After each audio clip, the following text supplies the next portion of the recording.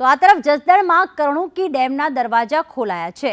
કરણુકી ડેમના 2 દરવાજા 2 ફૂટ સુધી ખોલવામાં આવ્યા। ઉપરવાસમાં 4 ઇંચથી પણ વધુ વરસાદ વરસ્યો। નીચાણવાળા ગામમાં લોકોને સાવચેત રહેવા સૂચના આપવામાં આવી છે। પિયુષ વાઝા અમારી સાથે જોડાઈ ગયા છે, અમારા સંવાદદાતા। પિયુષ, જસદણના ઉપરવાસમાં ભારે વરસાદને લઈને કરણુકી ડેમના દરવાજા ખોલવામાં આવી રહ્યા છે। શું વિગતો સામે આવી રહી છે? કેટલા ક્યુસેક પાણી છોડવામાં આવી રહ્યું છે?